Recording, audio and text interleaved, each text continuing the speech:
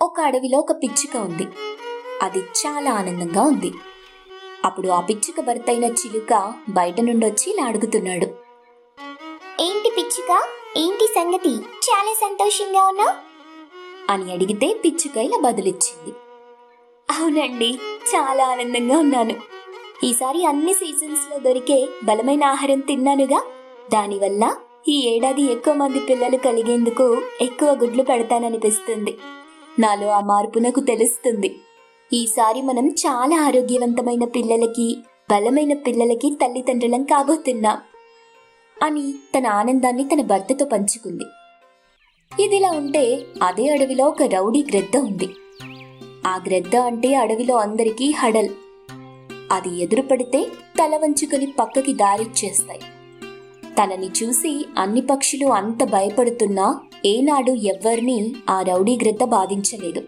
అలా ఎవరి జీవితాలు వాళ్ళకి గడిచిపోతున్నాయి. ఎప్పటిలాగే ఆ గ్రద్ద దగ్గర నక్క వినయాలు నటించే కాకి ఒకటి గ్రద్దతో ఇలా అంది. గ్రద్దనా, మళ్ళీ పక్షులన్నీ గుడ్డు పెట్టే సీజన్ వచ్చేసిందన్నా.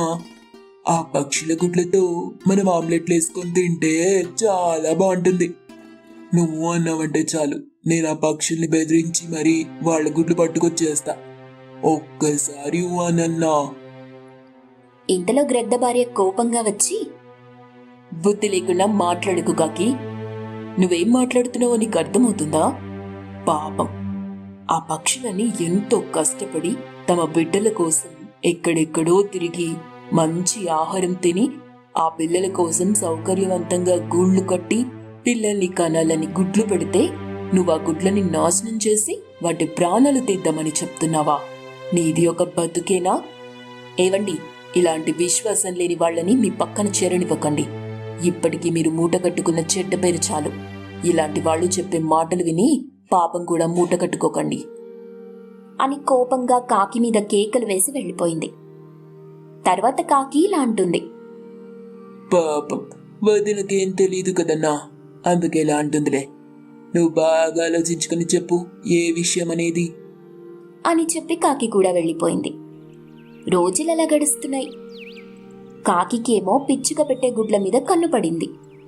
అందుకే ఒకరోజు పిచ్చుక గూళ్ళో లేని సమయంలో ఆ కాకి పిచ్చుక గుడ్లని దొంగిలిస్తుండటం అప్పుడే గూటికి వస్తున్న పిచ్చుక గమనించేసింది.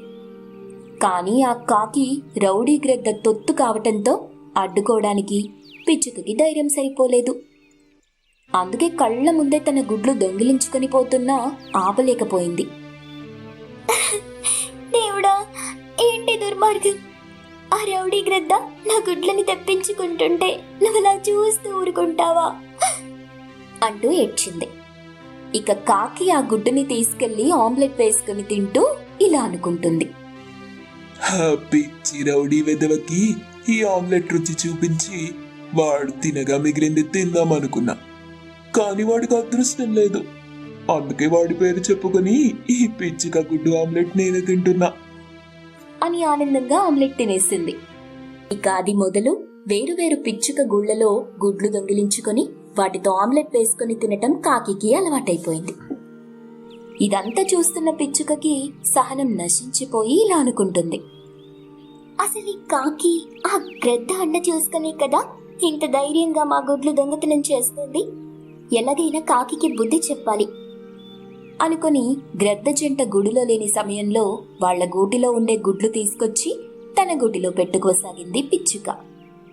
అలా గ్రద్ద గూటిలో ఉండే గ్రద్ద గుడ్లు తీసేసి కొన్ని రాళ్లని ఆ గడ్డి కింద ఉంచడంతో ఒకరోజు గ్రద్ద భార్య మాయమైన తన గుడ్లని చూసుకుని ఏడుస్తూ, ఏమండి, నేను పెట్టిన గుడ్లు కనిపించట్లేదు, వాటినెవరో దొంగిలించారు అని చెప్పడంతో గ్రద్దకి కోపం వచ్చింది. ఇక మరోవైపు పిచ్చుక గూడులో ఉన్నవి గ్రద్ద గుడ్లు అని తెలియక అప్పటిలాగానే ఆ గుడ్లు దొంగిలించి ఆమ్లెట్ వేసుకొని తినబోతూ ఉంది కాకి. గ్రద్ద జంట అక్కడికొచ్చారు. అప్పుడు గ్రద్ద భార్య, చూసారా, నేను చెప్తే నమ్మలేదుగా మీరు. నా గుడ్లు తీసుకొచ్చి ఆమ్లెట్ వేసుకొని తింటున్నాడు ఈ చిత్రమారి కాకిగాడు. ఇప్పటికైనా వీడి బుద్ధి మీకు తెలిసిందా లేదా? ఏరా, నా పిల్లల్ని చంపి ఆమ్లెట్ వేసుకుంటావా? నిన్ను వదలను. అన్నా, ఈ నా పిచ్చుక గుడ్లన్నా వదినవి కావు అని ఎంత చెప్తున్నా ఆ కాకిని చితగ్గొట్టి ఆ మిగిలిన గుడ్లని తీసుకుని ఆ గ్రద్ద జంట వెళ్ళిపోయారు. ఆ విధంగా పిచ్చుక గుడ్లని దొంగిలించే కాకికి పిచ్చుక గ్రద్దతో దేహశుద్ధి చేయించింది. చెల్లాపురం అడవిలో ఎన్నో రకాల పక్షులున్నాయి. కానీ ఆ అడవికి ప్రత్యేక ఆకర్షణ అంటే విదేశాల నుండి వచ్చే ఒక పిచ్చుకలే. ఆ పిచ్చుకలు ఇక్కడికి వచ్చి గుడ్లు పెట్టి పిల్లల్ని చేసి మళ్ళీ ఇక్కడ వాతావరణం మారగానే తమ సొంత ప్రాంతానికి వెళ్ళిపోతుంటాయి. అలాంటి ఆ పిచ్చుకల్ని చూసిన ఒక గ్రద్ద కాకి ఇలా మాట్లాడుకుంటున్నాయి. గ్రద్ద బావా, చూసావా ఆ పిచ్చుకల్ని? ఎక్కడ నుండో ఇక్కడికొచ్చి మన తిండి తిని ఇక్కడ గుడ్లు పెట్టి పిల్లల్ని కని ఆ పిల్లలతో మళ్ళీ వాళ్ళ చోటికి వెళ్ళిపోతాయి అని ఏదో కొత్త విషయం చెప్పినట్టు గొప్పగా చెప్తే అందుకు గ్రద్ద ఇలా బదులిచ్చింది. వాటి సంగతి నాకు తెలుసుగాని ఇంతకీ ఈ విషయం నువ్వు నాకు కొత్తగా చెప్తున్నావు. అసలు నీ విషయం ఏంటో చెప్పు అని చాలా అనుమానిస్తూ అడిగేసరికి కాకి ఇలా బదులిచ్చింది. మరేం లేదు బావా, నాకు ఎప్పటి నుండో ఆ పిచ్చుక గుడ్లు రుచి చూడాలనుంది. ఒట్టి మనమేగాక ఆ గుడ్లు మన పిల్లలకి కూడా తినిపించాలనుంది. ఎందుకంటే ఆ పిచ్చుకలు అంత అందంగా ఉంటాయి కదా, వాటి ముందు మన పిల్లలు అంత అందంగా ఉండవు. కనుక ఆ పిచ్చుక గుడ్లు తింటేనైనా వీళ్ళు అందంగా తయారవుతారేమోనని చిన్న ఆశ. ఏ బావా, తప్పంటావా అని మెల్లగా ఆ గ్రద్ద బుర్రని చెడగొట్టే ప్రయత్నం మొదలెట్టింది కాకి. కాని గ్రద్ద ఆ విషయం గురించి అంతగా పట్టనట్టు అక్కడి నుండి వెళ్ళిపోయింది. తీరా తన ఇంటికి వెళ్లి ఆడుకుంటున్న తన పిల్లల్ని చూశాక కాకి బావ చెప్పిన మాటలు గుర్తొచ్చాయి. అందుకే ఇలా అనుకుంటుంది గ్రద్ద. నిజంగానే మా పిల్లల కన్నా ఆ పిచ్చుక పిల్లలే చాలా అందంగా ఉంటాయి. అంటే మా కాకి బావ చెప్పినట్టు ఆ పిచ్చుక గుడ్లు మన పిల్లలకి పెడితే ఆ పిచ్చుకలాగే చాలా అందంగా తయారవుతాయన్నమాట అని అనుకున్నాడు. ఆ తెల్లవారే కాకి బావ దగ్గరికి వెళ్లి ఇలా అంటున్నాడు. నువ్వు చెప్పిన దాని గురించి రాత్రంతా బాగా ఆలోచించాను బావా. నువ్వన్నది నిజమే. ఆ పిచ్చుక గుడ్లు తింటే మన పిల్లలు కాస్తైనా అందంగా మారుతారేమో.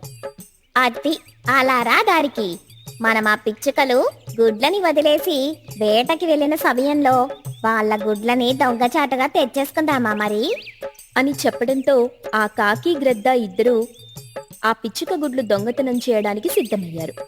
అందుకే ఒకరోజు తెల్లారి ఒక పిచ్చుక తన గుడ్ల మీద కూర్చొని ఇలా అనుకుంటుంది. అమ్మయ్యా, మరో 3 వారాల్లో నా గుడ్లు పిల్లలవుతాయి. కనుక వాళ్ళకి కావలసిన ఆహారాన్ని తెచ్చి నిల్వ ఉంచడం మంచిది అనుకుని ఆ పిచ్చుక తన గుడ్లని వదిలి ఆహారం కోసం బయటికి వెళ్ళిపోయింది. అదేవిధంగా మిగతా గూళ్లలో ఉండే పిచ్చుకలు కూడా ఆహారానికి వెళ్ళిపోయాక ఆ గ్రద్ద కాకి ఇద్దరూ కలిసి ఒక పిచ్చుక గూడిలోకి వెళ్లి అందులో ఉన్న 6 గుడ్లని చూసి ఇలా మాట్లాడుకుంటున్నాయి. చూడు బావా, ఈ గూడులో 6 గుడ్లున్నాయి. అంటే నువ్వో 3 తీసుకో, నేనో 3 గుడ్లు తీసుకుంటాను అని చెప్పి లెక్కలేసుకొని ఆ పిచ్చుక గూడులో ఉన్న 6 గుడ్లని దొంగతనం చేసి తీసుకెళ్లిపోయాయి. ఇక ఆ రోజు నుండి ప్రతిరోజు పాపం వలస వచ్చిన ఆ పిచ్చుక గూళ్లలోని గుడ్లని దొంగిలించి తీసుకెళ్లి తమ పిల్లలకి కడుపు నిండా పెట్టడం మొదలెట్టారు ఆ గ్రద్ద కాకి.